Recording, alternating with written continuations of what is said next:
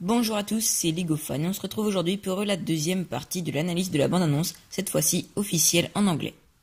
La première partie était sur la bande-annonce japonaise de cette saison. Bon, cette bande-annonce de 1 minute 30 est bien meilleure que celle du Japon, vous trouvez pas? Pour moi, elle est vraiment énorme, je l'adore. Vous pouvez la retrouver traduite en français sur ma chaîne si vous le souhaitez. Nous avons à présent le titre officiel de cette saison, car oui, les chasseurs de dragons n'est finalement pas le vrai titre. Il s'agit de Hunted, qui veut dire chasser ou traquer en français. Dans cette vidéo, vous aurez donc compris que je vais analyser plan par plan cette bande-annonce.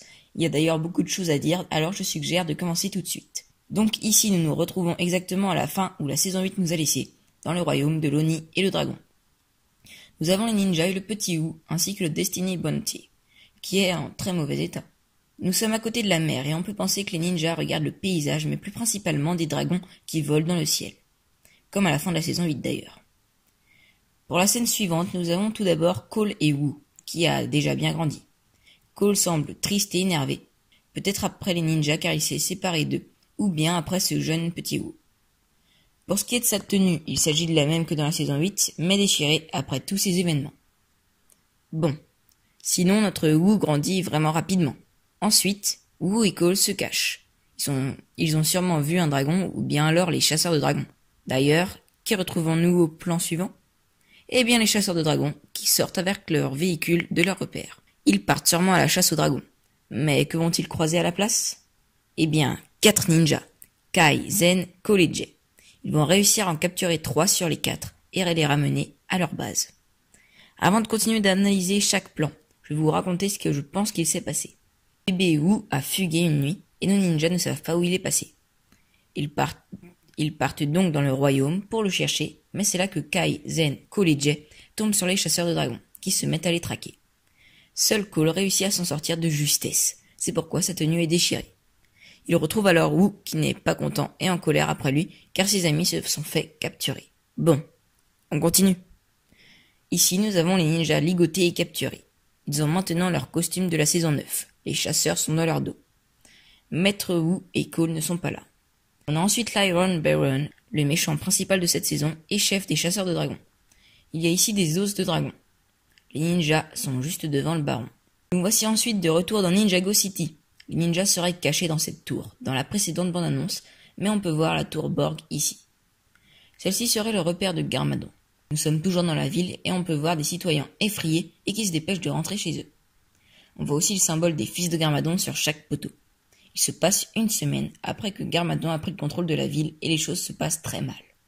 Au plan suivant, on voit Garmadon. On sait que ces sbires, si je puis dire, les fils de Garmadon, sont toujours à la recherche de Lloyd et sa résistance. Nous avons ici Harumi et Mr. E. Je suis bien content de les retrouver car ce sont tout de même des personnages essentiels dans la saison 8. On peut voir en arrière-plan un trône qui serait le trône de Garmadon, qu'on peut retrouver dans le produit 70 651, la confrontation dans la salle du trône. Ensuite, nous avons les premiers membres de la résistance, donc Nia, Lloyd, Misako, Dareth et Pixal. Ils continuent de fuir les fils de Garmadon, en se cachant d'ailleurs dans une poubelle. On peut penser que Rey, Maya et Ronin seront de retour pour former la résistance car ils n'étaient pas présents dans la saison 8. Bien sûr, ce n'est qu'une théorie. La saison s'appelle Hunted, soit chassé ou traqué en français. C'est le cas pour les fils de Garmadon qui traquent Lloyd et la résistance, mais aussi pour les chasseurs de dragons qui traquent les dragons. Ensuite, nous avons Mistaki qui annonce à Lloyd qu'il doit se rendre pour battre son père. Je le dis dans cette vidéo car je ne l'ai pas très bien traduite dans la bande-annonce. C'est bien sûr ce qu'il va faire car Lloyd est menotté dans le produit, la confrontation dans la salle du trône. De retour dans le royaume de l'Oni et le dragon, les 3 ninjas sont capturés et sûrement emmenés dans l'arène. Ensuite, nous avons Kai qui est l'esclave des chasseurs et conduit un véhicule pendant qu'Heavy Metal essaie de capturer un dragon qui ressemble au dragon élémentaire de Zen. Le dragon est capturé et si on met sur pause, on va pouvoir voir quelque chose de très important. Regardez bien ce personnage. Il s'agit en fait de Wu. Et oui, il a encore grandi et je trouve ça vraiment génial de le voir enfin de cette manière. Nous avons après une scène qui nous montre l'Iron Baron et ses chasseurs qui ont capturé un dragon. Serait-ce le dragon de Wu? Qui sait? Celui-ci est malheureusement emprisonné et ligoté. On a un autre dragon qui crache du feu sur une tente. Et c'est là que je dois vous dire quelque chose de plutôt important.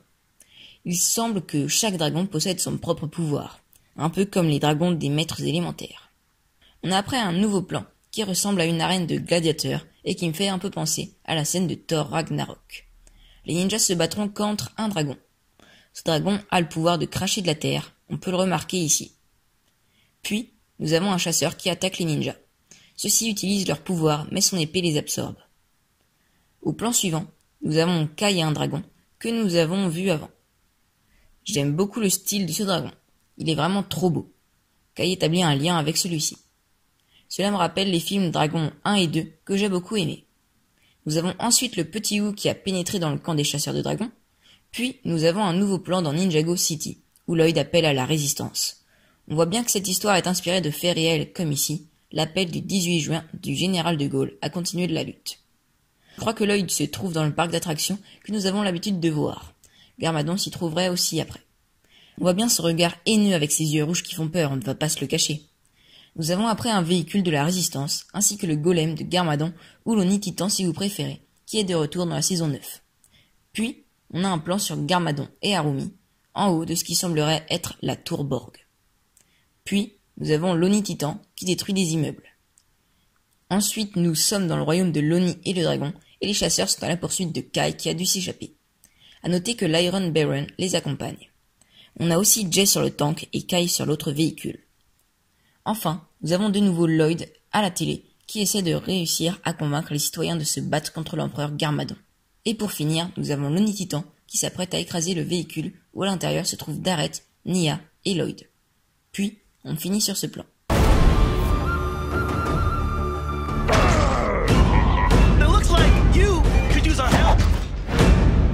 Je ne parle pas des maîtres élémentaires dans cette analyse car une vidéo sur ce sujet arrivera prochainement. À noter que je regarderai sûrement uniquement les 2 premiers épisodes en anglais, mais je me garde la surprise pour pouvoir la regarder en français pour la première fois.